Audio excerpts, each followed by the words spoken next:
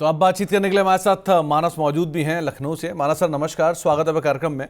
उम्मीद है थोड़ी थोड़ी सर्दी अब आनी शुरू हो गई होगी लखनऊ में, क्योंकि वेदर बदला है दिल्ली का, तो लखनऊ भी बदल ही रहा होगा ऑब्वियसली।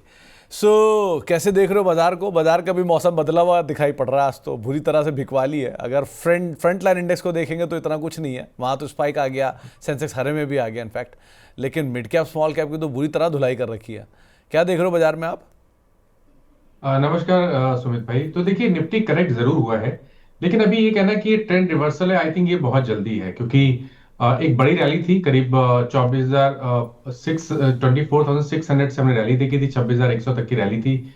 तो अभी अगर हम देखें तो केवल आज 38.20% करेक्ट हुआ है निफ्टी, पूरी रैली का जो पिछली रैली थी। तो मेरे ख्याल से अभी तो ये कहना कि ट्रेंड रिवर्सल है थोड़ा जल्दी है। ये सही है कि डिसअपॉइंट किया है, क्योंकि 20 डे मूविंग एवरेज के नीचे ट्रेड कर रहा है निफ्टी, तो डिसअपॉइंटमेंट है। लेकिन बिकवाली करने की राय नहीं रहेगी। मेरा समझना है कि यहाँ पर आप अपनी लॉन्ग पोजीशन में अभी भी बने रह सकते हैं। अभी तक कोई बहुत बड़ा रिवर्सल का साइन नहीं देखने को मिला है। हालांकि ये सही है कि आप एग्रेसिव होकर खरीदारी करें तो ब्रेकआउट पे करें। अगर 25,750 के ऊपर निफ्टी निकले तो फिर आप एग्रेसिव होकर खरीदारी करें, उससे पहले खरीदारी ना करें। लेकिन अगर आपने लॉन्ग पोजीशन बनाई है तो 25,345, जहां पर जो कि 50% रिट्रेसमेंट लेवल है पूरी रैली का, उसके नीचे स्टॉप लॉस लगा के पोजीशन को होल्ड किया जा सकता है। तो और ये निफ्टी बैंक को कैसे देख रहे हो? क्योंकि आज सपोर्ट एसबीआई दे रहा है खाली, या रिलायंस दे रहा है? तो पहले जरा निफ्टी बैंक पे एक राय देना अपनी। तो देखिए, निफ्टी बैंक में एक तरह का आउट परफॉर्मेंस है, क्योंकि अगर आप देखें तो निफ्टी बैंक निफ्टी उतना करेक्ट नहीं हुआ जितना निफ्टी करेक्ट हुआ है। अभी भी 20 डे मूविंग एवरेज के ऊपर ट्रेड कर रहा है, और एक बहुत ही स्ट्रांग सपोर्ट 57,300 का है बैंक निफ्टी के लिए। तो जब तक 57,300 के ऊपर ट्रेड करता रहेगा, मेरे ख्याल से बैंक निफ्टी में भी पोजीशन को होल्ड करें। लेकिन खरीदारी करने के लिए ब्रेकआउट का इंतजार करना पड़ेगा। 58,150, 58,150 के ऊपर ही अग्रेसिव होकर खरीदारी करेंगे। तो आपको राय निफ्टी बैंक को लेकर भी दी गई है। एक रिलायंस पे भी व्यू दे ही दो, क्योंकि रिलायंस आप का पुराना और फेवरेट भी है और आज चला हुआ भी है, क्या करें? तो देखिए, रिलायंस में आज ऐसा लग रहा है कि रैली रिज्यूम हुई है, क्योंकि 3-4 दिन से हम एक करेक्शन देख रहे थे। 10 डे मूविंग एवरेज पे सपोर्ट लेके रिलायंस ने पुल बैक दिखाया है। मेरे ख्याल से तो ट्रेंड काफी पॉजिटिव है, हाई टॉप हाई बॉटम्स का ट्रेंड है। तो यहाँ पर अभी भी एक पोजिशन ट्रेड लिया जा सकता है। 1464 के स्टॉप लॉस से एक पोजिशन ट्रेड लीजिए। 1,550 रुपए तक के टारगेट पॉसिबल है स्टॉक में। चलिए, अब जरा कुछ दर्शकों सवालों को शामिल कर लेते हैं। पहला सवाल आया है एलएसजी का। ये टाटा स्टील को मौजूदा स्तरों पर खरीदारी करने की इच्छा रख रहे हैं, क्या खरीदारी करें या अवॉइड करें? तो देखिए, टाटा स्टील में अगर हम देखें तो अभी पिछले 3-4 दिनों में देखें तो ट्रेंड थोड़ा सा निगेटिव हुआ है, क्योंकि लोअर टॉप लोअर बॉटम दिखने लगे हैं। 10 डे मूविंग एवरेज के नीचे ट्रेड करने लगा है। देखिए, जब वीकली और मंथली चार्ट पे जाते हैं तब तो ऐसा लगता है कि एक छोटा सा करेक्शन है, अंडरटोन बहुत बुलिश बना हुआ है। तो अगर आपका टाइम फ्रेम बड़ा है, अगर आप 3 से 6 महीने तक पोजीशन को होल्ड कर सकते हैं, तो टाटा स्टील में अभी भी बने रहिए। 164 के स्टॉप लॉस से करीब करीब 10-12 रुपए नीचे स्टॉप लॉस लगाइए, बने रहिए स्टॉक में, क्योंकि जो लॉन्ग टर्म ट्रेंड है वो काफी पॉजिटिव लगता है। और स्टॉक जब भी 185 के ऊपर निकलेगा तो फिर उसके ऊपर आपको 30 से 40 रुपए का आपको टाटा स्टील दिखा सकता है। तो टाटा स्टील के लिख रहा है। रीना जी का एक सवाल आया है एशियन पेंट्स के ऊपर, ये पूछने की यहाँ कुछ व्यू दीजिए। आज एशियन पेंट स्टार बना हुआ है और पूरी निफ्टी को थाम के खड़ा है, करना क्या चाहिए इसमें? देखिए, काफी दिनों के बाद एशियन पेंट्स पे इस तरह का मूव देखने को मिला है, क्योंकि काफी लंबे समय से 1550 1575 इस रेंज में स्टॉक रेजिस्टेंस फेस कर रहा था। लेकिन आज क्योंकि उसके ऊपर निकला है, तो फिलहाल के लिए तो इसको एक ब्रेकआउट मूव की ही तरह देखना चाहिए। मेरा समझना है कि 2550 के नीचे स्टॉप लॉस लगा के एक पोजिशन ट्रेड लिया जा सकता है, जहां अपने टारगेट आप 2700 रुपए के आसपास के सेट कर सकते हैं। ओके, तो 2700 रुपये के आसपास के टारगेट्स आप देख सकते हैं, आराम से आप यहाँ पर खरीदारी भी कर सकते हैं। एक सवाल आया है मिर्ज़ा यामिन अहमद साहब का। ये कह रहे हैं कि ये वोडाफोन के अंदर ट्रैप हो गए हैं, कि इन्होंने खरीदारी की थी लेकिन ये फंस गए। दूसरा, एलएनटी पर एक बियरिश रिपोर्ट आई है, क्या करना चाहिए वोडाफोन और एलएनटी पर? देखिए, वोडाफोन में पहले तो मेरा रिकमेंडेशन नॉर्मली स्टॉक पे नहीं रहता है, क्योंकि काफी न्यूज ड्रिवन है, तो उसको ट्रैक करना थोड़ा मुश्किल होता है। बट प्योर टेक्निकल्स पे देखें, एक पॉजिटिव चीज ये है कि इस बार स्टॉक सस्टेन हो रहा है ऊपर की तरफ। 200 डे मूविंग एवरेज के ऊपर सस्टेन हो रहा है पिछले करीब 15-20 सेशन से, जो कि पॉजिटिव है स्टॉक के लिए। एक डिप देखने को मिला था, लेकिन उस डिप में भी 200 डे मूविंग एवरेज के नीचे स्टॉक नहीं गया। मेरा समझना है कि अगर आप स्टॉक को टाइम देना चाहते हैं तो 8 रुपए के स्टॉप लॉस से पोजीशन को होल्ड करिए। एक रेजिस्टेंस दिख रहा है 10 रुपए 50 पैसे के आसपास। अगर 10 रुपए 50 पैसे का लेवल ब्रेक होगा तो उसके ऊपर 4 से 5 रुपए की रैली स्टॉक दिखा देगा। तो आइडिया में बने रहिए 8 रुपए के नीचे स्टॉप लॉस लगा के। एलएनटी की जहां तक बात है, देखिए एलएनटी पे भी जो लॉन्ग टर्म ट्रेंड है वो बहुत बुलिश बना हुआ है। स्टॉक ने already medium to long term chart पे ब्रेकआउट दिया हुआ है, तो आप बिल्कुल यहाँ पर बने रह सकते हैं। अपनी पोजीशन को होल्ड करिए, 3780 का स्टॉप लॉस लगा लीजिए। ऊपर की तरफ टारगेट बड़े सेट करिए, 6 से 8 महीने का टाइम फ्रेम रखें और 4250 तक के टारगेट आप सेट करके चल सकते हैं एलएनटी में। तो एलएनटी के लिए एक राय आपको दी गई है, लेकिन इंटरेस्टिंग है, मतलब आप वोडाफोन आइडिया में ट्रैप्ड हैं और एलएनटी जैसे शेयरों की ब्रोकरेज रिपोर्ट के ऊपर आपको चिंता हो रही है। इंटरेस्टिंग बात आपको बताता हूँ कि दुनिया में दूसरी सबसे बड़ी लिस्टेड कंस्ट्रक्शन कंपनी कोई है तो वो है एलएनटी, दुनिया में, इंडिया में नहीं। सो एनीवेज, यथार्थ हॉस्पिटल और केपीईएल, विक्की गढ़वाल साहब खरीदारी करने की इच्छा रख रहे हैं, क्या खरीदारी करना चाहिए? आपने यथार्थ बोला, दूसरा क्या बोला आपने? केपीईएल, केपी एनर्जी। ओके, तो देखिए पहले यथार्थ के बारे में बात करें तो देखिए यथार्थ कंसोलिडेशन दिखा रहा है पिछले करीब 12-15 सेशन से। लेकिन इंपॉर्टेंट ये है कि अगर हम वीकली और मंथली चार्ट पे जाते हैं तो वहां पर ट्रेंड बुलिश लगता है। मेरे ख्याल से केवल कंसोलिडेशन है, अंडरटोन बुलिश बना हुआ है। 749 750 के जस्ट नीचे स्टॉप लॉस लगा लीजिए, बने रहिए। 825 रुपए के ऊपर निकलेगा तो 900 से लेकर 925 रुपए तक की रैली स्टॉक दिखा सकता है। केपीईएल की जहां तक बात है, काफी समय के बाद हमने यहाँ रिवर्सल देखा है। 2 दिन पहले इनवर्स अर्निंग शेड्यूल पैटर्न का ब्रेकआउट था जिसके टारगेट 500 रुपए के आसपास के आते हैं। तो आज की गिरावट को केवल एक करेक्शन की तरह देखना चाहिए। पोजीशन को होल्ड करिए, 420 रुपए का स्टॉप लॉस लगा लीजिए, 500 520 के टारगेट सेट कर लीजिए। ओके, तो 420 के आसपास एक स्टॉप लॉस मेंटेन करिए। कल नंबर भी आने वाले पूरे केपी ग्रुप के, तो उसको भी आप ध्यान रखिएगा। और अदरवाइज भी एक राय आपको दी गई है। हाईटेक पाइप 108 रुपये पे संतोष साहब ने ले रखा है, और पराग मिल्क 325 रुपये पर, क्या करें इन दोनों में? देखिए हाईटेक ने थोड़ा सा परेशान किया है, क्योंकि अगर आप देखें तो स्टॉक अपने 200 मूविंग एवरेज के नीचे आज फिसल गया है। लोअर टॉप लोअर बॉटम का ट्रेंड है, 100 मूविंग एवरेज को टेस्ट किया है। और ये भी ध्यान रखिए कि अगर ये 105 रुपए के नीचे जाएगा तो फिर गिरावट में एक 95 या 94 रुपीज तक के प्राइस भी दिखा देगा। तो आपकी अप्रोच कॉशियस रहेगी। आपके स्टॉप लॉस, अगर आपके पास लॉन्ग पोजीशन है तो 105 रुपए के नीचे रहेंगे और फ्रेश खरीदारी 115 रुपए के ऊपर ही अब करनी है। पराग मिल्क की जहां तक बात है, देखिए बहुत क्लियर ट्रेंड है, हाई टॉप से हायर बॉटम का ट्रेंड है। आज एक ब्लैक पैटर्न का ब्रेकआउट है 300 रुपए, जहां पर 20 डे मूविंग एवरेज आता है। उसके नीचे आपको स्टॉप लॉस लगा के पोजीशन को होल्ड करना है। आज के ब्रेकआउट को देख के ऐसा लग रहा है कि शायद स्टॉक अब 360 से 375 इस रेंज में आने की कोशिश करेगा। तो आपके लिए एक राय पराग मिल्क के रेफरेंस में भी दी गई है। प्रीमियर एक्सप्लोजिव 620 रुपए के दाम पे गगन अधिकारी साहब ने ले रखा है। आज खबर भी आई है कि एक इंक्वायरी बैठ सकती है इनके खिलाफ, खासतौर से इंसाइडर ट्रेडिंग को लेकर। रिएक्शन भी है, 6% नीचे है, क्या करें? तो देखिए आज के मूव को अगर हम चार्ट से पढ़ने की कोशिश करें तो ये लोअर टॉप लोअर बॉटम का कंफर्मेशन है। अभी कुछ हफ्ते पहले करेक्शन देखने को मिला था, उसके बाद हमने रैली देखी, लेकिन स्टॉक अपने पिछले हाई के ऊपर नहीं निकला। और जब आज गिरावट देखने को मिली है तो जो रीसेंट लो है उसको ब्रेक किया है। तो ये लोअर टॉप लोअर बॉटम का कंफर्मेशन है।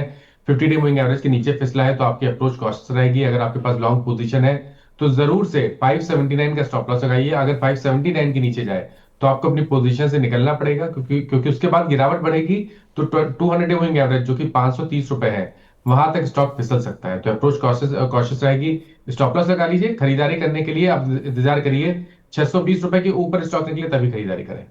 ओके, पीजी इलेक्ट्रोप्लास्ट छोटी अवधि के लिए मानस महापात्रा साहब ने लिया है। अब क्या ये वर्थ इट है? नहीं, छोटी अवधि के लिए नहीं लेना चाहिए। उसका रीजन ये है कि अगर आप देखें तो काफी समय से स्टॉक 50 डे मूविंग एवरेज पे रेजिस्टेंस फेस कर रहा है। आज एक फ्रेश ब्रेकडाउन देखने को मिला है, तो मेरे ख्याल से तो यहां से निकल जाए तो बेहतर रहेगा। और खरीदारी करने का मौका तभी होगा जब 585 रुपए के ऊपर स्टॉक निकले। इंडियन होटल में 742 रुपए पे हिमांशु साहब ने खरीदारी की है, अब उन्हें क्या करना चाहिए? तो देखिए इंडियन होटल में खरीदारी की है तो थोड़ा तो आज की गिरावट को देख के लग रहा है कि स्टॉक अपने पिछले स्विंग लो जो कि 708 रुपए था उसको भी ब्रेक करने की कोशिश करेगा। और अगर 708 रुपए के नीचे फिसला तो नया डाउन ट्रेंड स्टार्ट हो जाएगा।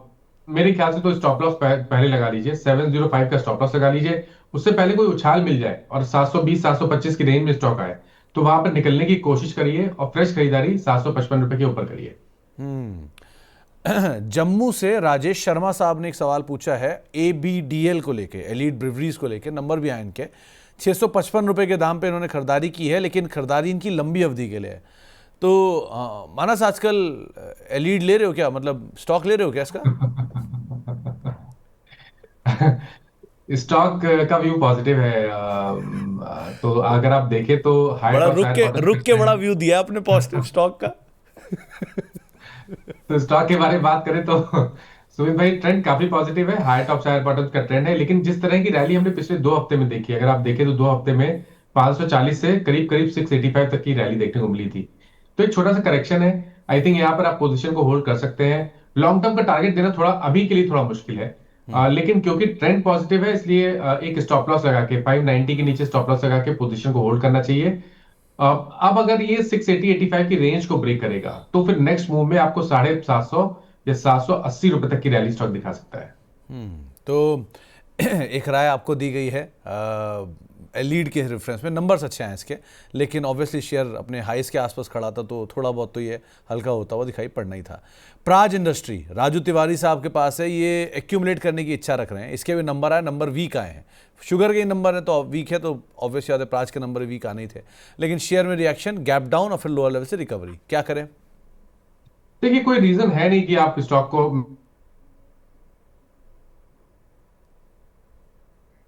माना साहब सुन पा रहे हो? चलिए, शायद संपर्क टूट गया, लेकिन प्राज इंडस्ट्री के नंबर्स आए थे। नंबर्स के बहुत अंदर क्लियर ट्रेंड दिख रहा है लोअर। जी जी, माना साहब बात कंटिन्यू करें, आपकी आवाज कट गई थी। जी ओके। तो देखिए, 20 डे मूविंग एवरेज के ऊपर स्टॉक सस्टेन नहीं हो पा रहा है, इसलिए मेरा समझना है कि पहला काम करना है, स्टॉप लॉस लगाना है 325 रुपए का। अगर 325 के नीचे जाए तो लॉन्ग पोजीशन से निकल जाए तो बेहतर रहेगा। स्ट्रेंथ आपको तभी देखने को मिलेगी जब स्टॉक 370 रुपए के ऊपर निकलेगा। उसके ऊपर निकलेगा तभी कोई बाउंस बैक की आप उम्मीद करिए, उससे पहले तो ट्रेंड नेगेटिव ही लगता है। साईं प्रवीण साहब हमारे रेगुलर दर्शक हैं। एक सवाल उनका आया है हेक्सावेयर को लेकर। वो पूछे 690 रुपए के दाम पे खरीदारी है, बहुत पुरानी खरीदारी तो है, मतलब बहुत पुरानी लिस्टिंग तो है नहीं, लेकिन जितनी भी पुरानी लिस्टिंग है, क्या करें इसमें?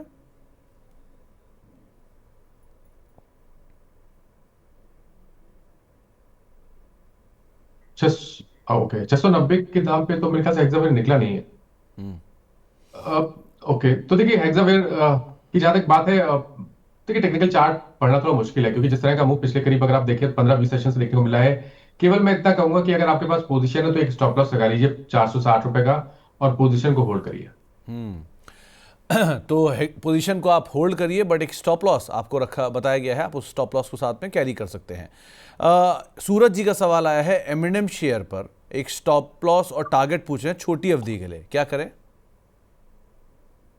एमएनएम पे अगर छोटी अवधि की पोजीशन बनी है तो वहां पर आप बिल्कुल पोजीशन को होल्ड कर सकते हैं। एमएनएम की बात की आपने, राइट? जी जी।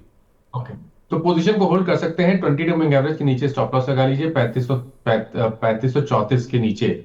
उसके नीचे स्टॉप लॉस लगा के पोजीशन को होल्ड करिए। एक ट्रायंगुलर फॉर्मेशन बन रहा है। आज स्टॉक ने अटेम्प्ट किया अपर बैंड को ब्रेक करने के लिए, लेकिन वहां पर प्रॉफिट बुकिंग आ गई।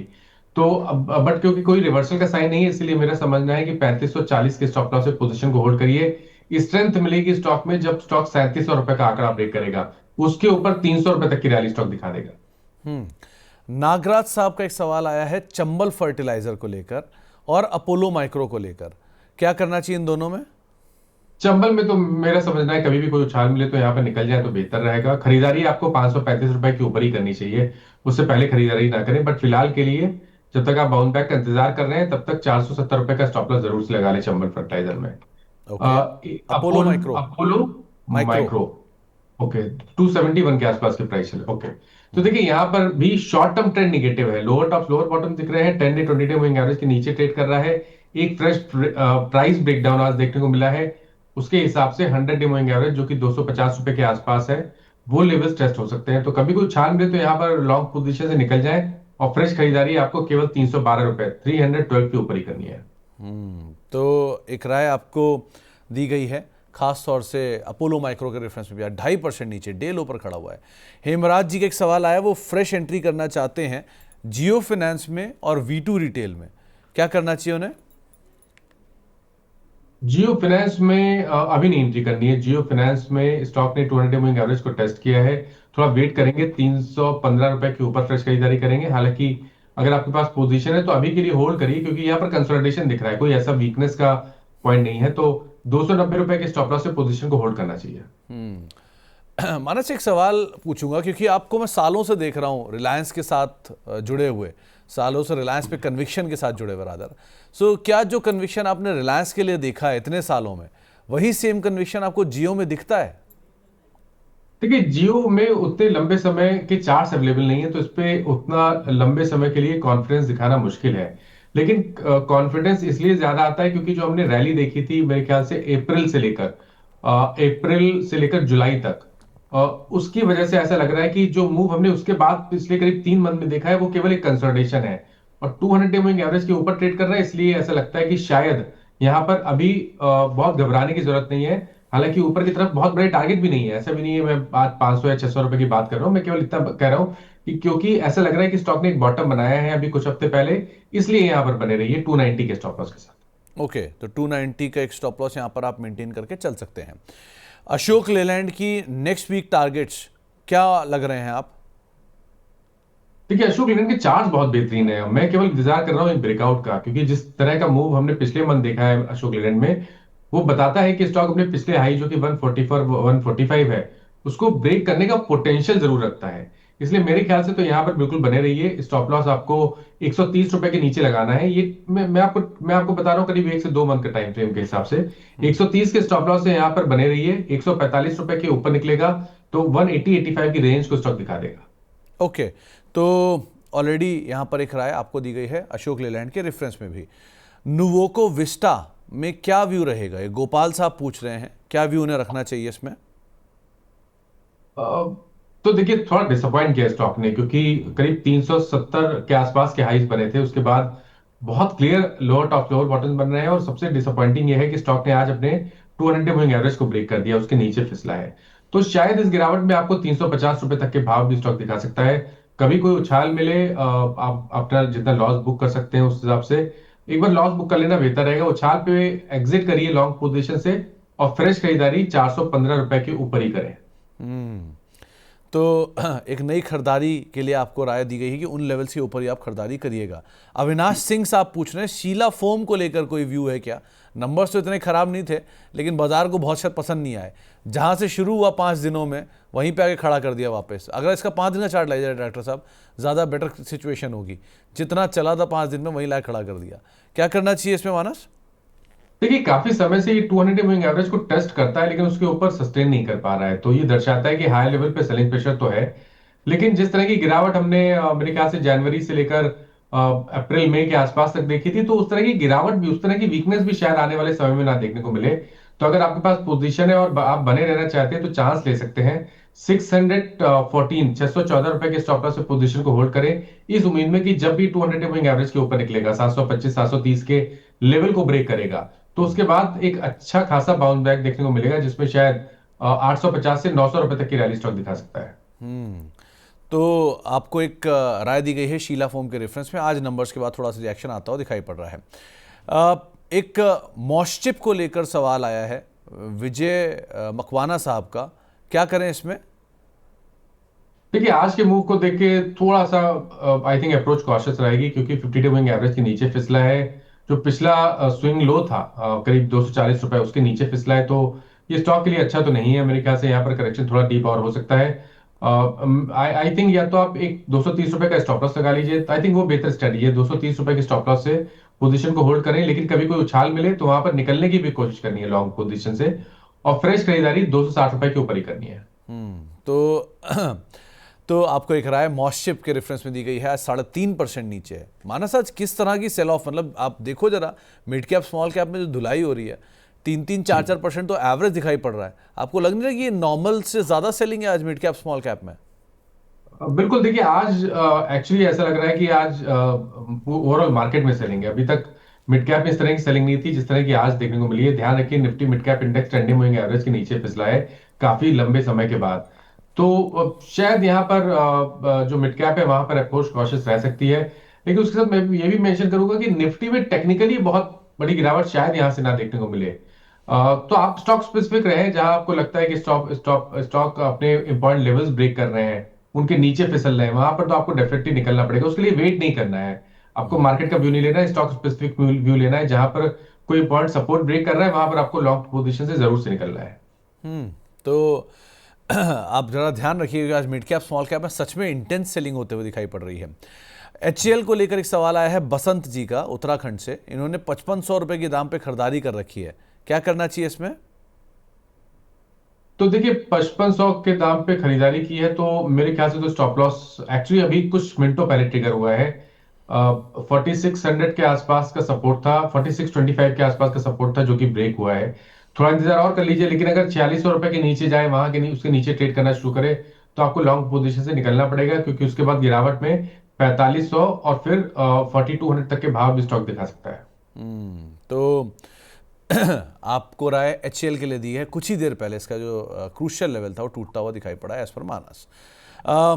इसके अलावा एक सवाल आया है मिर्ज़ा अहमद साहब का। वो पूछ रहे हैं एचयूएल से एग्जिट करके क्या ब्रिटानिया में एंट्री करनी चाहिए? ब्रिटानिया में नए सीईओ आए हैं जो कि ग्रासिम से निकल कर आए हैं। क्या करें, क्या एचयूएल से निकलें और ब्रिटानिया में एंटर करें? देखिए ये अच्छी स्ट्रैटेजी रह सकती है, क्योंकि देखिए एचयूएल में ये तो बहुत क्लियर दिख रहा है कि स्ट्रेंथ नहीं है। हाई लेवल पे स्टॉक सस्टेन नहीं हो पा रहा है, लोअर टॉप्स लोअर बॉटम्स का ट्रेंड है, और सबसे इंपॉर्टेंट ये है कि 200 मूविंग एवरेज के नीचे ट्रेड कर रहा है। तो जब हम लंबे समय की बात करते हैं, तो हमने हमारे लिए 200 मूविंग एवरेज एक बहुत इंपॉर्टेंट लेवल होता है, और अगर उसके नीचे जाए तो आपको अप्रोच आपकी कॉशियस हो जानी चाहिए। तो मेरे हिसाब से एचयूएल से निकल के ब्रिटानिया, जहां पर स्टॉक कंसल्टेशन दिखा रहा है, अगर आप देखें तो काफी समय से स्टॉक कंसल्टेशन दिखा रहा है। इंपॉर्टेंट ये है कि ये कंसल्टेशन 200 मूविंग एवरेज के ऊपर हो रहा है।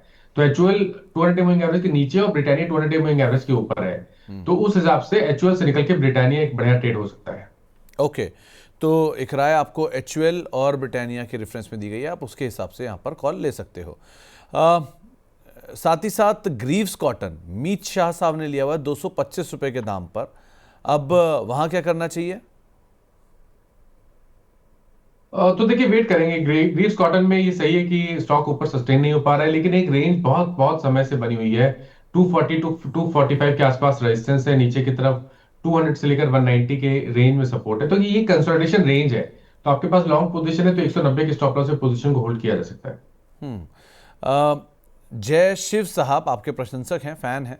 पूछ रहे हैं कि फैक्ट में 980 रुपए के दाम पे इन्होंने खरीदारी कर रखी है और एनएफएल में 97 रुपए के दाम पे खरीदारी कर रखी है, क्या करना चाहिए? तो देखिए फैक्ट में 200 मूविंग एवरेज के आसपास कंसोलिडेशन दिखा रहा है स्टॉक। और एक बहुत ही इंपॉर्टेंट सपोर्ट है करीब करीब 830 रुपए के आसपास। तो जब तक 830 के ऊपर ट्रेड करता रहे, आप फैक्ट में बने रह सकते हैं, इस उम्मीद में कि जब भी कंसोलिडेशन करके स्टॉक वापस रैली रिज्यूम करेगा और 925 रुपए के ऊपर निकलेगा, तो फिर रैली रिज्यूम हो जाएगी। उस केस में आपको 1100 रुपए तक की रैली भी स्टॉक दिखा सकता है, बट अभी के लिए 830 के स्टॉप लॉस से फैक्ट में बने रह सकते हैं। और बिल्कुल वैसे ही पैटर्न एनएफएल के हैं, बस एनएफएल अपने 200 मूविंग एवरेज के नीचे ट्रेड कर रहा है। लेकिन एक प्राइस सपोर्ट है 88 रुपीज के आसपास का, तो 88 रुपए के स्टॉप लॉस से पोजीशन को होल्ड करिए। 98 और 100 की रेंज को ब्रेक करेगा, उसके ऊपर निकलेगा, तो फिर रैली रिज्यूम होगी, और फिर आपको 110 रुपए तक के प्राइस भी स्टॉक दिखा सकता है। एक सवाल आया है गोदावरी पावर को लेकर। 282 रुपए के दाम पर खरीदारी की थी शॉर्ट टर्म के लिए, लेकिन वो पीछे बहुत चला, फिर ठंडा हो गया, अब क्या करा जाए? गोदावरी पावर जीपीपीएल के आई थिंक प्राइस 173 के आसपास चल रहे जीपीआईएल, हैं। जीपीआईएल के नाम से मिलेगा आपको। जीपीआईएल के नाम से मिलेगा, ओके। ओके, तो देखिए स्टॉक में अगर हम जो मेन ट्रेंड है उसकी बात करें, तो वो तो हाई टॉप हाई बॉटम का ट्रेंड है। स्टॉक ने ऑलरेडी एक ब्रेकआउट दिया हुआ है। आज के मूव को हमें करेक्टिव मूव की तरह देखना चाहिए। 250 रुपए के नीचे स्टॉप लॉस लगा के पोजीशन को होल्ड करें, क्योंकि जो ब्रेकआउट हमने अभी करीब पिछले हफ्ते देखा है, उसके हिसाब से अगर एक टारगेट ऊपर की तरफ सेट करने हो, तो वो 320 रुपए के आसपास के आते हैं। आई थिंक 250 के स्टॉप लॉस से पोजीशन को लॉन्ग पोजीशन को होल्ड करना चाहिए। तो 250 का एक स्टॉप लॉस जो आप रख सकते हैं और अपनी लॉन्ग पोजीशंस को होल्ड कर सकते हैं। हाँ, ये चला बहुत था, इसलिए थोड़ा सा कूल ऑफ होता हुआ दिखाई पड़ रहा है। टाटा एलेक्सी में नई एंट्री करने की इच्छा रखी जा रही है, लेकिन इच्छा जो है वो शॉर्ट टर्म के लिए है। आप कन्विंस हो इससे? नहीं, टाटा एलेक्सी में लॉन्ग पोजीशन नहीं रखनी चाहिए, क्योंकि देखिए टाटा एलेक्सी ने काफी बार अटेम्प्ट किया 52 मूविंग एवरेज को ब्रेक करने के लिए, उसके ऊपर सस्टेन नहीं कर पा रहे। और नीचे की तरफ ध्यान रखिए, अगर ये 5150 5150 के नीचे फिसलेगा, तो फिर गिरावट बढ़ेगी। अभी तक का ट्रेंड निगेटिव है, इसलिए अपनी स्टॉप लॉस जरूर से 5150 के नीचे लगा के रखें। अर्श गोरैया जी जो कि हमारे मेंबर भी हैं, आईसीआईसीआई बैंक पूछ रहे हैं कब चलेगा। वैसे तो ये आईसीआईसीआई बैंक खूब चला है, सो उसके बाद अब रुका है। तो अब मेरा सवाल ये है कि आईसीआईसीआई चलने के बाद जो रुका है दोबारा कब चलेगा? देखिए अभी ये कहना थोड़ा मुश्किल है, क्योंकि देखिए डिसअपॉइंटमेंट है, क्योंकि अगर आप देखें तो बैंक निफ्टी में उस तरह की गिरावट देखने को नहीं मिली।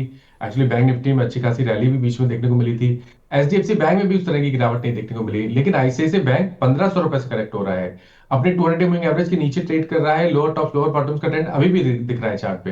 तो कहीं पर भी कोई भी रिवर्सल के साइन नहीं है। तो मेरे ख्याल से तो अभी खरीदारी ना करें जब तक कोई रिवर्सल के साइन ना देखने को मिले। इस स्टॉक में खरीदारी नहीं करनी चाहिए, और स्पेशली जब तक 200 मूविंग एवरेज के नीचे ट्रेड करे तब तक आप खरीदारी ना करें तो बेहतर रहेगा। एक बारी जरा इसका चार्ट लेकर आइए, 1 साल का या 5 साल का, उससे सिचुएशन ज़्यादा क्लियर होगी कि ये चला है या नहीं चला है।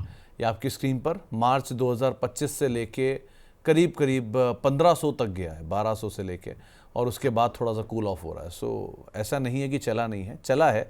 हाँ, वो बात अलग है कि आपके खरीदने के बाद नहीं चला, लेकिन वैसे चला है। एक सवाल आया है वैस्कॉन इंजीनियरिंग को लेके, शॉर्ट टर्म में एंट्री की जा सकती है क्या? संध्या जी पूछ रही हैं।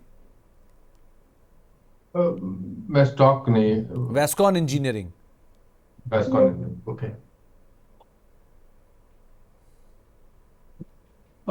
खरीदारी अगर आप देखिए आपके पास टाइम फ्रेम ज्यादा है तो आप खरीदारी कर सकते हैं। अगर आप 6 से 8 महीने के लिए स्टॉक को होल्ड कर सकते हैं तो आप इस गिरावट को एक अपॉर्चुनिटी की तरह देख सकते हैं। 54 रुपीज का स्टॉप लॉस लगा लीजिए, इस उम्मीद में कि कंसोलिडेशन के बाद जब स्टॉक 70 रुपीज के ऊपर निकलेगा तो वो एक फ्लैग पैटर्न का ब्रेकआउट होगा, और उसके बाद आपको 82 से 85 रुपए तक की रेंज स्टॉक दिखा सकता है। एक दो स्टॉक और देखिए। एक एलएसजी का सवाल दोबारा आया है, पूछ रहे हैं कि बजाज हिंदुस्तान शुगर और आइनॉक्स ग्रीन, इनमें स्टॉप लॉस कहाँ लगा सकते हैं? Bajaj Hindustan sugar. Okay.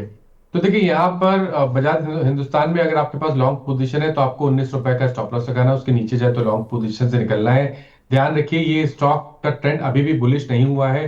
200 moving average के नीचे ट्रेड कर रहा है, तो खरीदारी करने का मौका 25 रुपए के ऊपर ही होगा। लेकिन आपने लॉन्ग पोजीशन बना ली है तो 20 रुपए 19 रुपए का स्टॉप लॉस जरूर से लगा लें। दूसरा और स्टॉक आपने बताया आइनॉक्स ग्रीन।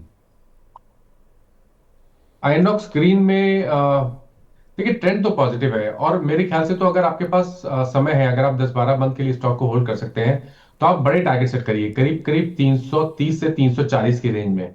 वहां पे आपके टारगेट्स रहेंगे। हर करेक्शन पे खरीदारी करनी है जब तक स्टॉक 210 रुपए के ऊपर ट्रेड करता रहे। जब तक 210 के ऊपर ट्रेड कर रहा है तब तक तो एटलीस्ट सिचुएशन ठीक है, उसके हिसाब से आप कॉल ले सकते हैं।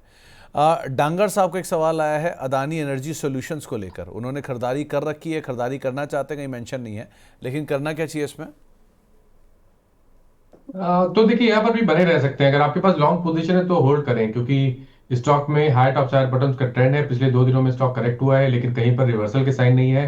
920 के ऊपर कोई दिक्कत लगती नहीं है, तो 920 के स्टॉप लॉस से पोजीशन को होल्ड करिए। नेक्स्ट टारगेट 1050 तक का हो सकता है। ओके। पूना वाला फिनकॉप, इंद्रनील साहब पूछ रहे हैं कि इसमें वो खरीदारी करने की इच्छा रख रहे हैं, और साथ साथ तिलक नगर इंडस्ट्रीज, क्या ये दोनों हैं क्या वर्थ इट लेने के लिए? तो देखिए पहले हम पूना वाले की बात करें तो देखिए पहले समझिए कि पूना वाले का अभी का जो ट्रेंड, जो शॉर्ट टर्म ट्रेंड है वो निगेटिव है। लोअर टॉप लोअर बॉटम का ट्रेंड है। 10 and 20 डे मूविंग एवरेज के नीचे ट्रेड कर रहा है, और अभी 100 डे मूविंग एवरेज टेस्ट किए हैं। अगर 100 डे मूविंग एवरेज जो कि 460 के आसपास है उसके नीचे फिसलेगा तो 420 रुपए तक का क्रैक देखने को मिल सकता है। मेरे ख्याल से इस गिरावट में खरीदारी ना करें। 420 रुपए के आसपास कहीं इस देखने को मिले, कुछ रिवर्सल के साइन देखने को मिले, कुछ ग्रीन कैंडल्स वॉल्यूम साथ देखने को मिले, तभी खरीदारी करें, उससे पहले खरीदारी ना करें। और तिलक इंडस्ट्रीज में अभी भी खरीदारी करनी चाहिए, क्योंकि यहाँ पर अभी करीब 4 दिन पहले हमने ब्रेकआउट देखा था। हालांकि वहां पर फॉलो बैंक देखने को नहीं मिली, लेकिन अभी के मूव को केवल एक करेक्शन की तरह देखना चाहिए। खरीदारी कर सकते हैं। डीप स्टॉप लॉसेस रहेंगे। 450 रुपए के नीचे स्टॉप लॉस लगा के पोजीशन को होल्ड करिए, और अगर ये ब्रेकआउट सही है तो फिर आपको बहुत ही जल्द 600 से 620 तक के प्राइस देखने को मिल सकते हैं। ओके। एक आईटीसी होटल को गुंजन जी पूछ रहे हैं कि क्या इसमें ऐड कर सकते हैं, plus lemon tree hotel. Hotel पे लोग बुलिश हैं, लेकिन क्या ये दोनों ठीक है? नहीं, होटल पे मेरा भी बहुत पॉजिटिव नहीं है, क्योंकि अब आपने भी थोड़ी देर पहले इंडियन होटल्स की बात की जहां पर ट्रेंड निगेटिव है। आईटीसी होटल का ट्रेंड निगेटिव लग रहा है, क्योंकि यहाँ पर भी lower top lower bottom chart पे क्लियरली दिख रहे हैं। अगर हम लेमन ट्री होटल की बात कर ले, वहां पर कंसोलिडेशन है, वहां पर ट्रेंड निगेटिव नहीं है, वहां पर कंसोलिडेशन है। पॉजिटिव ट्रेंड भी नहीं है, तो इसलिए मेरे ख्याल से तो अभी वेट करें तो बेहतर रहेगा। इस गिरावट पे खरीदारी नहीं करनी चाहिए। तो अभी गिरावट में आप ना खरीदारी करिए, वही ज़्यादा बेहतर रहेगा। अद्विक जैन साहब पूछ रहे हैं कि के ई सी लिमिटेड शायद इन्होंने बोला है, 1 से 1.5 साल पहले लिया था 243 रुपए के दाम पे, अब क्या करना चाहिए इसमें? तो अभी 115 रुपए के आसपास के प्राइस चल रहे हैं, ट्रेंड निगेटिव लगता है। अभी ये कहना यहाँ पे निकल जाए थोड़ा सा मुश्किल है, क्योंकि काफी ऊपर के प्राइस पे इन्होंने एंट्री की हुई है। तो जब इतना वेट किया तो थोड़ा वेट और कर लीजिए, क्योंकि आप देखें तो फरवरी से अगर आप देखें तो स्टॉक लगातार सपोर्ट ले रहा है नीचे की तरफ 105 110 की रेंज में। तो 105 रुपए के ऊपर जब तक ट्रेड करता रहे तब तक आप पोजीशन को होल्ड कर सकते हैं। तो 105 के ऊपर जब तक ये होल्ड करता रहे पोजीशन को, तब तक तो आप एटलीस्ट बने रहिए। लेकिन हाँ, इस सिचुएशन में निकलना ये काफ़ी चैलेंजिंग रहता है। एक सवाल आया है शुभजीत रॉय साहब का, इन्होंने एचयूएल ले रखा है 2200 क्वांटिटी और 2022 से। अब क्या करें, ये डीमर्जर का वेट करें या शिफ्ट कर जाएं पिरामल फार्मा में? तो देखिए, एचयूएल में जैसे मैंने थोड़ी देर पहले कहा कि अगर एफएमसीजी में कहीं पर खरीदारी करनी है तो ब्रिटानिया की तरफ देखें, एचयूएल में ना देखें, क्योंकि यहाँ पर अगर आप डेली चार्ट देखेंगे तो वहां पर हेड एंड शोल्डर पैटर्न का ब्रेकडाउन है, 200 डे मूविंग एवरेज के नीचे निकला है। तो यहाँ पर अभी तो खरीदारी नहीं करनी है। आपने पिरामिल एंटरप्राइज की बात की, यहाँ पर भी अभी मेरा रिकमेंडेशन खरीदारी करने का नहीं है। पिरामिल में खरीदारी केवल 1200 रुपए के ऊपर करनी चाहिए। ओके, निष्ठा जी पूछ रही हैं कि क्या एक्मे सोलर और एस्ट्रल लिमिटेड, इनमें नई खरीदारी करनी चाहिए? तो देखिए, एक्मे में खरीदारी नहीं करनी है। एक्मे बहुत ही इंपॉर्टेंट लेवल के आसपास ट्रेड कर रहा है, हेड एंड शोल्डर पैटर्न बना हुआ है। अगर ये 260 रुपए के नीचे फिसलेगा तो फिर गिरावट बढ़ेगी और 230 रुपए तक के प्राइस दिखा देगा। एस्ट्रल की जहां तक बात है, एस्ट्रल के पैटर्न तो बहुत पॉजिटिव है। आज स्टॉक ने inverse head and shoulder pattern का ब्रेकआउट दिया, अपने 200 मूविंग एवरेज के ऊपर निकला। यहां पर आप खरीदारी करें और टाइम फ्रेम बड़ा रखें। 1450 के स्टॉप लॉस से करीब 6 से 8 महीने के लिए खरीदारी करें और 1800 से लेकर 1850 के टारगेट सेट करें। चलिए मानस, आप कार्यक्रम में शामिल हुए, आपका बहुत बहुत शुक्रिया। कोई डिस्क्लेमर? Thank you. तो देखिए, जिन स्टॉक्स के बारे में बात हुई, किसी भी स्टॉक में मेरा पर्सनल पोजीशन नहीं है, बट इनमें से कुछ स्टॉक ऐसे हैं जो हम लोग टाइम टाइम अपने क्लाइंट्स को रिकमेंड करते रहते हैं। तो उन स्टॉक्स में उन क्लाइंट्स के पास पोजीशन जरूर हो सकती है। चलिए, बहुत बहुत शुक्रिया मानस, हमारे साथ जुड़ने के लिए, थैंक कार्यक्रम का हिस्सा बनने के लिए। अब बातचीत कर लेते हैं प्रदीप से, जो कि हमारे साथ मौजूद हैं, प्रदीप हल्दर सर। तो प्रदीप जी नमस्कार, स्वागत है कार्यक्रम में। पहले तो मार्केट्स को देखकर कैसा लग रहा है आज, क्योंकि मिड कैप स्मॉल कैप में तो एक बढ़िया सी पिटाई चल रही है, आप क्या फील कर रहे हो? गुड मॉर्निंग सुमित सर, आपको एंड मनी नाइन के सारे व्यूअर्स को। देखिए, निफ्टी बैंक निफ्टी तो सर कुछ भी प्रॉब्लम नहीं है। मुझे लगता है कि यहाँ पे बस नॉर्मल हेल्दी करेक्शंस है, लेकिन जो mid cap and small cap है, यहाँ पे थोड़ा सा ज्यादा जो है सेलिंग प्रेशर देखने को मिल रहा है। स्टॉक स्पेसिफिक बात अगर हम कोई भी स्टॉक्स को लेके करते हैं, मुझे लगता है कि स्टॉक स्पेसिफिक आपको stop loss and position sizing बहुत सतर्क होके यहाँ पे मैनेज करना चाहिए। और थोड़ा सेलिंग ज्यादा और थोड़ा ज्यादा सेलिंग प्रेशर यहाँ पे आपको नेक्स्ट वीक तक एक बार होता हुआ दिखाई दे सकता है। बाकी एवरीथिंग इज पॉजिटिव, ऐसा ज्यादा कुछ प्रॉब्लम अभी देख नहीं पा रहा हूँ कि जहाँ पे इमीडिएटली क्रैश वगैरह ऐसा नहीं होने वाला। जब तक निफ्टी एटलीस्ट एक सिग्निफिकेंट लेवल जो 25,000 साइकोलॉजिकल लेवल है इसके ऊपर है, कुछ भी प्रॉब्लम नहीं है। अब ये भी पॉसिबल तो नहीं होगा कि एक तरफा मार्केट भागेगा, तो वो भी नहीं है। तो दोनों तरफ रैली मार्केट में चलेगा। And small cap and mid cap में थोड़ा बहुत ज्यादा प्रेशर है। आपको लोअर टाइम फ्रेम से स्टॉक स्पेसिफिक चुन के पोजीशन बनाना है जी। तो स्टॉक स्पेसिफिक स्टोरी या स्टॉक स्पेसिफिक पोजीशन बनाने की हिम्मत आ पा रही है इस समय? देखिए, अभी आज इमीडिएट लेवल पे नहीं है, स्टैगर मैनर पे करना चाहिए। सपोज कोई भी एक स्टॉक्स अगर आपका उनका टेक्निकल फंडामेंटल आपको बढ़िया लगता है, तो मुझे लगता है कि सपोर्ट देख के एक बार थोड़ा बहुत एनालिसिस करने के बाद आपको निवेश करना चाहिए। अब फिर से उन लोगों को मौका मिलेगा जिन्होंने इन्वेस्टमेंट नहीं किया है लास्ट 1-2 महीने से। मुझे लगता है कि उस मौके के लिए एक बार वेट करना चाहिए। और थोड़ा मैं यहाँ से भी एक बार प्रॉफिट बुकिंग देखता हूँ, बट इसको मैं एक बार करेक्शन या तो क्रैश ऐसा नहीं देख रहा हूँ, मैं एक बार हेल्दी करेक्शन के तौर पर ही देख रहा हूँ जी। ओके, प्रीति अग्रवाल जी का पहला सवाल हम लेंगे प्रदीप सर। उनके पास सवाल है रतन इंडिया एंटरप्राइजेस को लेकर, 64 रुपए के दाम पे खरीदारी की है, नया एवरेज करना चाहिए क्या उन्हें? देखिए अभी ऑलमोस्ट रतन इंडिया अभी 49.59 के आसपास चल रहा जी है। जी। न्यू एवरेज नहीं करना चाहिए, मुझे लगता है कि न्यू एवरेज का स्टॉक भी नहीं है, और फ्रेश एक ब्रेकडाउन भी आया है चार्ट में ऑलमोस्ट 51 रुपीज के आसपास। सो मुझे लगता है कि फ्रेश ब्रेकडाउन 42 41 तक लेके जा सकता है। तो किसी के पास अगर पोजीशन है, एग्जिट करने का सलाह होगा, यहाँ पे फ्रेश बाय करने का सलाह नहीं है। हम्म। अ, एक सवाल आया है मारुति और अदानी पोर्ट को लेकर। एक हफ्ते के लिए वो खरीदारी करना चाहते हैं, क्या ये खरीदारी करने लायक हैं? सर मारुति एक हफ्ते के लिए बाय नहीं करना चाहिए, मुझे लगता है कि एटलीस्ट बाय तो होना चाहिए आपका। लॉन्ग टर्म मिड टर्म अगर कोई किसी का व्यू है, देन जाके आपको बाय करना चाहिए। एक एक दो हफ्ते के लिए अभी बाजार भी नहीं सपोर्ट करेगा आपको बाय करने का। और सेकंड जो स्टॉक आपने बताया अदानी पोर्ट, ऑलमोस्ट 1447 के आसपास का प्राइस है, कंसोलिडेशन में है, एक नैरो रेंज पे फंसा हुआ है, फंडामेंटल अच्छा है, थोड़ा स्लो चलता है। अभी अदानी पोर्ट बाय करने का जो लेवल है, मुझे लगता है कि एक बार 1400 से लेके 1370 इस रेंज पे आता है, कभी भी आपको एक्यूमुलेशन करने के बारे में सोचना चाहिए। अभी भी जिनके पास है बिल्कुल बने रहिए। मुझे लगता है कि मिड टू लॉन्ग टर्म में एक बार आपको 1900 का आसपास का टारगेट इसका होना चाहिए। आरपीजी लाइफ साइंसेज एंट्री करने लायक है क्या? और एसबीआई भी 792 रुपये के दाम पे संजीत साहब ने लिया हुआ है, क्या होल्ड करें या निकल जाएं? आरपीजी तो कोलकाता की कंपनी है, कैसा लग रहा है प्रदीप सर? हाँ सर, देखिए अभी इसमें एंट्री करने का कोई सलाह नहीं होगा। मुझे लगता है कि एक बार आपको फिर से ये पर्टिकुलर स्टॉक आपको 2380 2350 तक देखने को मिल सकता है, क्योंकि मार्केट वॉलेटाइल है और चार्ट में भी वॉलेटिलिटी है। तो आप बाय करेंगे, फंसने का चांसेस बहुत ज्यादा रहेगा शॉर्ट टर्म मिड टर्म में भी। तो इसीलिए एक बार पर्टिकुलर स्टॉक को अवॉइड करेंगे तो बेटर है। स्टेट बैंक ऑफ इंडिया मुझे बहुत ही पसंद अच्छा लगता है। मुझे लगता है कि अगर आप मिड टर्म का टाइम देंगे तो इसको आप 1050 1100 तक ये रैली कंटिन्यू होने वाला है। अगर आप बात करेंगे कि अभी बाय कर ले क्या, 956 चल रहा है, यहाँ पे 50% बाय कीजिए, बाकी 50% स्टैगर्ड मैनर पे इन्वेस्ट होना चाहिए। 915 से लेके 925 930 ऐसे करके आप बाय करके जा सकते हो। स्टेट बैंक ऑफ इंडिया के साथ मैं जाना पसंद करूंगा। ओके। आईआरएफसी में नई एंट्री करने की इच्छा रखी है छोटी अवधि के लिए, कब करनी चाहिए? देखिए अभी बहुत टाइम से ओवरऑल स्पेस नहीं चल रहा है, एंड मुझे लगता है कि अभी भी नहीं चलेगा। नेक्स्ट एक डेढ़ महीना बजट में अगर कुछ अनाउंसमेंट आता है तो एक पॉसिबिलिटीज है वहाँ पे एक बार उछाल या तो एक बार बाउंस बैक पुल बैक देखने को मिले। लेकिन अभी बहुत टाइम से नहीं चल रहा है, तो कहाँ पे बाय करना चाहिए? मुझे लगता है कि वो बाइंग जोन अभी आया नहीं है, 120 के आसपास वैल्यू इन्वेस्टिंग तो हो सकता है, लेकिन चार्ट में अभी भी ट्रेंड बदला नहीं है। तो आप ना अभी इन्वेस्टमेंट करेंगे तो फ्रस्ट्रेटेड हो जाएंगे अगर 2 महीना 1 महीना नहीं चला तो इसीलिए अभी थोड़ा दूरी बना के चलिए। और एक बार 105 110 के आसपास आता है तो देन वी शुड थिंक, एक बार फिर से रिव्यू करना चाहिए उनको, क्योंकि बहुत टाइम हो गया नहीं चल रहा है। ये जो टॉप बना के आया था 225, 100 पॉइंट उड़ गया, अभी 120 25 के आसपास का प्राइस है, हो सकता है और 2 3 महीना नहीं चलेगा, तो इसीलिए अभी बाय करने का सलाह नहीं रहेगा। ओके। अरिहंत योगी साहब का एक सवाल आया है, आपके भी प्रशंसक हैं वैसे ये। इन्होंने एक सवाल पूछा है, ये मतलब थोड़ी पहले मानस सर के भी प्रशंसक थे, अब आपके भी प्रशंसक हैं।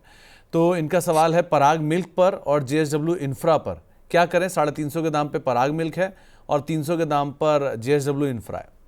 देखिए पराग मिल्क अभी 319 320 के आसपास का प्राइस है, मुझे लगता है कि उनको होल्ड रखना चाहिए। जो नेक्स्ट रेसिस्टेंस है ऑलमोस्ट 345 350 के आसपास का आसपास एक रेसिस्टेंस है, तो वहां पे जाने के बाद उनको एक बार थोड़ा बहुत प्रॉफिट बुकिंग देखने को मिलेगा। लेकिन आप अगर प्रॉफिट बुकिंग नहीं करते हो, थोड़ा mid term and long term view है, मैं बोलूंगा आप 350 355 जो लेवल है इसके ऊपर अगर एक बार मंथली बेसिस पे एक क्रॉसिंग होता है तो फिर से आपको ये स्टॉक आपको 450 तक लेके जाएगा। तो बिल्कुल अभी तो बने रहने का सलाह होगा। फ्रेश जो रैली पॉसिबल है वो 355 के ऊपर होगा। ओके। एक वादी एनर्जी और बीएससी में नई खरीदारी की इच्छा जताई है अनंद्या पाल साहब ने, कहाँ खरीदारी करनी चाहिए, क्या जोन है? देखिए वारी एनर्जीज तो अभी मुझे लगता है कि जिनके पोर्टफोलियो में है बने रहिए। फ्रेश भाई आपको एक बार करंट जोन से भी थोड़ा बहुत एक्यूमुलेट कीजिए, थोड़ा बहुत ऐसे 100 पॉइंट नीचे आता है देन जाके आप एक्यूमुलेट कीजिए। बीएससी अभी नहीं, बीएससी एक बार मुझे लगता है कि फिर से अगेन 2250 2200 के जोन के लिए मैं एक बार वेट करूंगा, क्योंकि इसका लास्ट टाइम जो सपोर्ट था आप देखेंगे, ऑलमोस्ट लास्ट टाइम का जो सपोर्ट था ऑलमोस्ट 2080 2070 के आसपास वहां से बाउंस बैक किया। तो धीमे धीमे शॉर्ट टर्म में बहुत चला भी है, तो एक बार फिर से प्रॉफिट बुकिंग हेल्दी करेक्शन आ रहा है। बीएससी एंड वरी दोनों स्टॉक ही मैं शॉर्ट टाइम फ्रेम में बहुत बढ़िया लग रहा है मुझे। ओके, एक सवाल आया है रेडिंगटन के ऊपर। आपको ये सही लग रहा है क्या? वो रिव्यू मांग रहे हैं आपका। Okay, Redington, right. जी। देखिए अभी 281 के आसपास का प्राइस है, मुझे लगता है कि शॉर्ट टर्म में बढ़िया, आज तो 12% चल चुका है।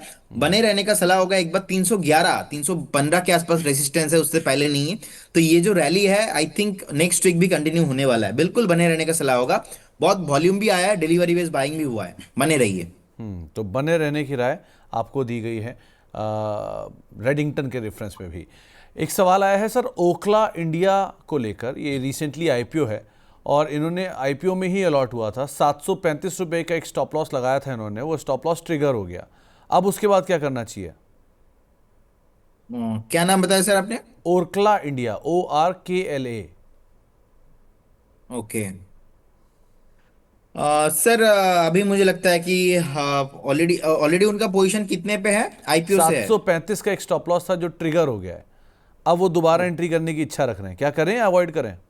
देखिए अभी तो मुझे लगता है कि न्यू एंट्री नहीं करना चाहिए जब तक ये अपना आईपीओ हाई क्रॉस नहीं करेगा, जो कि 750 के आसपास एक रेंज है। इसके ऊपर अगर मिलता है देन आपको एक बार बाय करने के बारे में सोचना चाहिए, उससे पहले नहीं।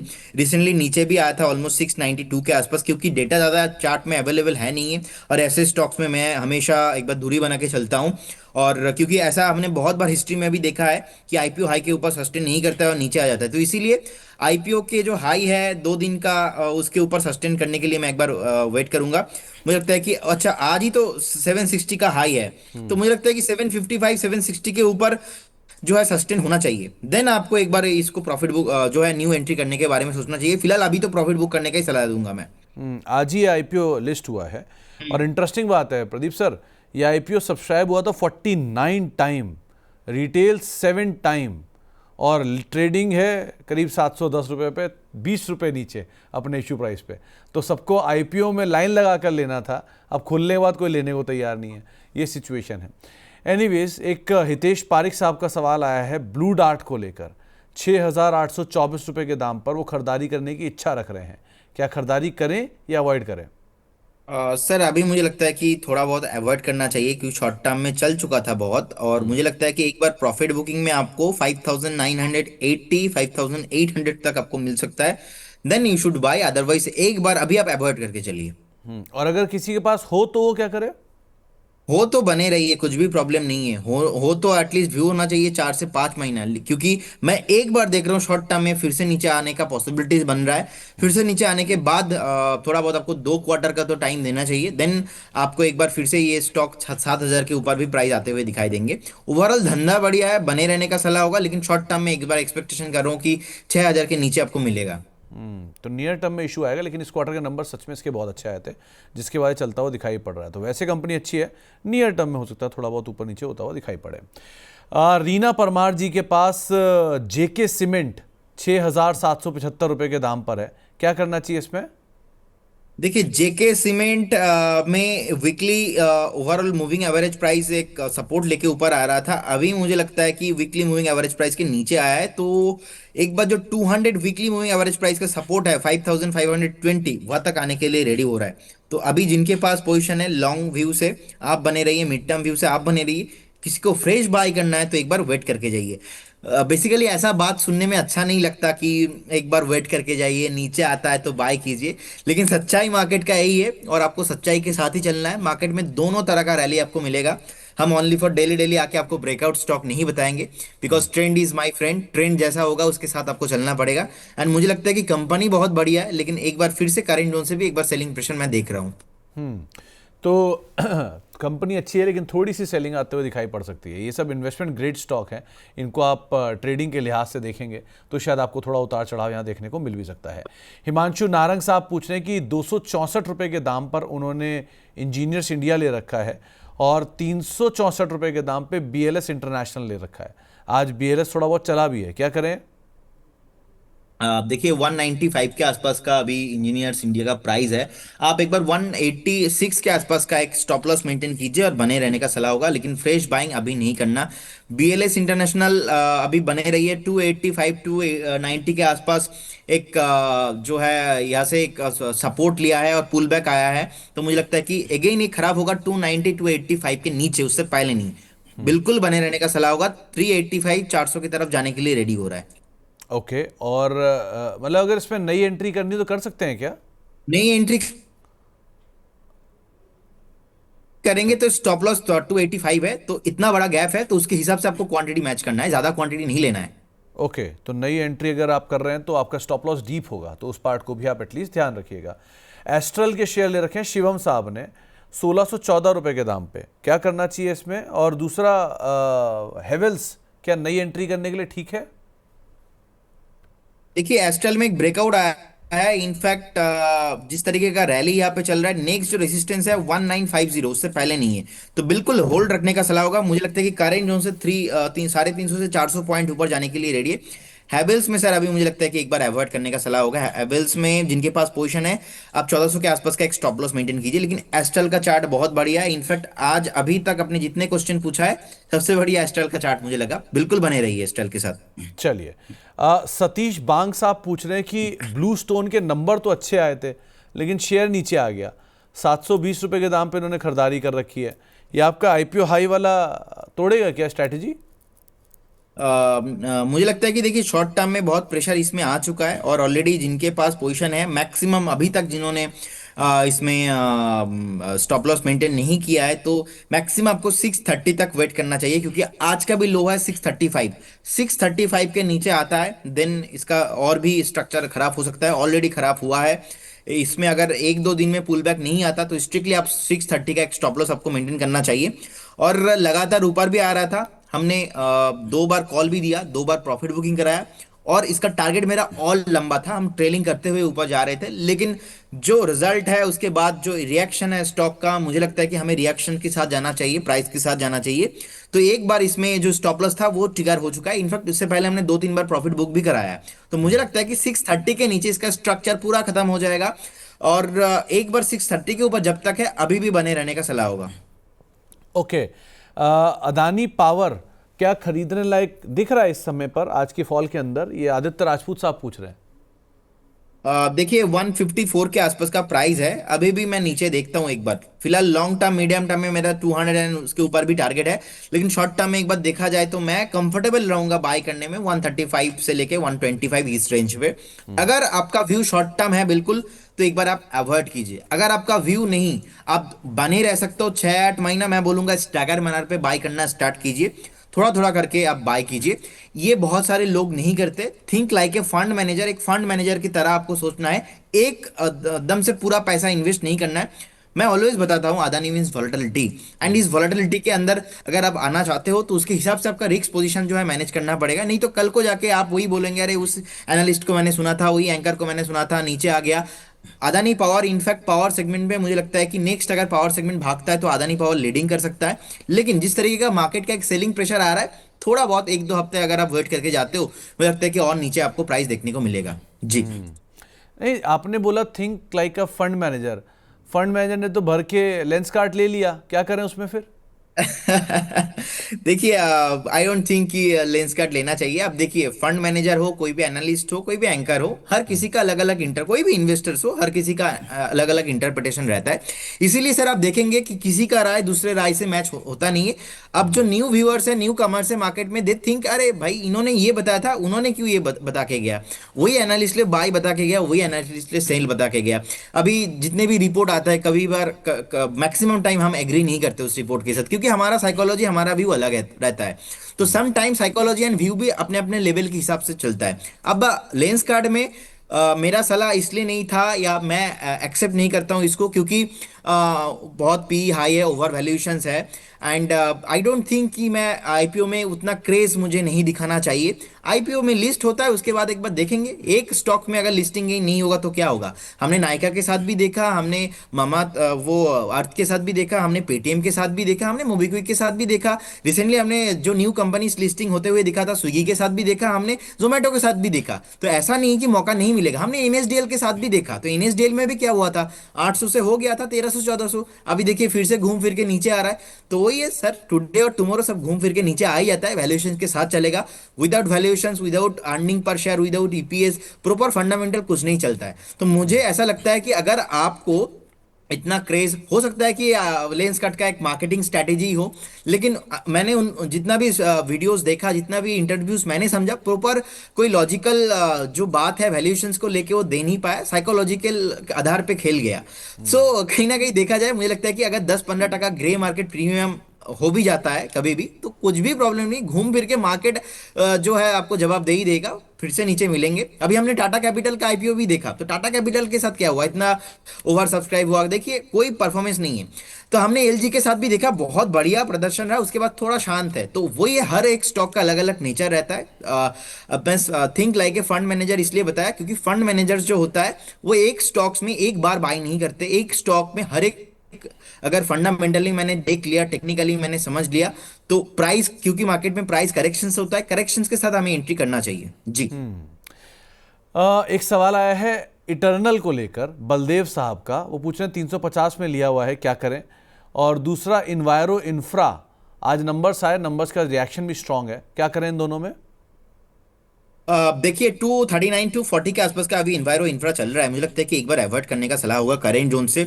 अभी फ्रेश बाइंग नहीं करना चाहिए। अगर मार्केट में और ज्यादा सेलिंग प्रेशर आता है, आपको 224 225 तक ये जो करेक्शन से कंटिन्यू होते हुए दिखाई दे सकता है। बाकी जिनके पास पोजीशन है, थोड़ा बहुत मुझे लगता है कि इसमें ज्यादा पोजीशन होना नहीं चाहिए। मैक्सिमम 210 के आसपास का एक स्टॉप लॉस मेंटेन करके आपको चलना चाहिए। जोमेटो को लेके मैं पॉजिटिव हूं, मुझे लगता है कि नीचे आता है, अभी 306 के आसपास है, अभी एक्यूमुलेशन करने का मौका है। 295 से 300 एक परफेक्ट एक्यूमुलेशन का जोन रहेगा जोमेटो के लिए जी। तो एक बढ़िया जोन। अच्छा, ये योगिता जी का सवाल स्विगी पर भी आ गया, 453 पे खरीदारी है, तो क्या सेम ट्रेंड स्विगी भी दिख रहा है? देखिए स्विगी में भी अगर हम देखेंगे, रिसेंटली थोड़ा बहुत 470 460 से एक बार सेलिंग प्रेशर देखने को मिल रहा है। नीचे आ रहा है तो नीचे आने दीजिए और थोड़ा वेट कीजिए, बने रहिए, और थोड़ा सस्ता होगा तो मेरा व्यू इसमें पॉजिटिव है। जोमेटो स्विगी दोनों कंपनीज में मैं पॉजिटिव हूँ, लेकिन शॉर्ट टर्म में मार्केट में करेक्शंस आ रहा है, सेलिंग प्रेशर आ रहा है, तो we should wait and watch. हमें एक बार वेट एंड वॉच वाला सिचुएशन यहाँ पे रखना चाहिए। स्टैगर मैनर पे बाई ऑन डीप करने का सलाह रहेगा। तो एक राय आपको दी गई है स्विगी के रेफरेंस में भी। सिल्चर टेक में नई खरीदारी करनी चाहिए क्या? कौन सा स्टॉक सर बताया आपने? सिल्चर टेक। ओके। हम्म। ओके। अभी देखिए 4,450 के आसपास का प्राइस है, बिल्कुल बने रहिए। शॉर्ट टर्म में करेक्शन आया था, यहाँ पे पुल बैक भी देखने को मिलेगा आपको, एक बेस बना रहा है, अभी थोड़ा कंसोलिडेशन कर रहा है। मुझे लगता है कि ये स्टॉक फिर से आपको 5,000 के ऊपर प्राइस आते हुए दिखेंगे। अभी एक्यूमुलेशन हो रहा है, बने रहने का सलाह होगा। तो आपके लिए राय यही कि आप अभी तो बने रहिए, ज़्यादा बेटर रहेगा। साथ ही साथ इटर्नल पे तो हमने बात करी, साथ ही साथ एक सवाल आया हुआ है उषा मार्टिन को लेकर। कविता ठाकुर जी पूछ रही हैं, इसको रिव्यू करिए, क्या करना चाहिए इसमें? उषा मार्टिन पे अभी सर बने रहने का सलाह होगा। जिनके पास पोजीशन है, ब्रेकआउट आया है, ब्रेकआउट आने के बाद मुझे लगता है कि एक बार करेंट जोन से भी बाय करने का मौका उनको मिल रहा है। ज्यादा वैल्यूएशन है नहीं, तो 460 465 एक परफेक्ट वैल्यूएशन है, बिल्कुल बने रहने का सलाह होगा। तो बिल्कुल बने रहने की राय यहाँ पर आपको दी गई है। हाईटेक पाइप में नई एंट्री कर सकती हैं क्या, पूनम जी पूछ रही हैं, शॉर्ट टर्म के लिए?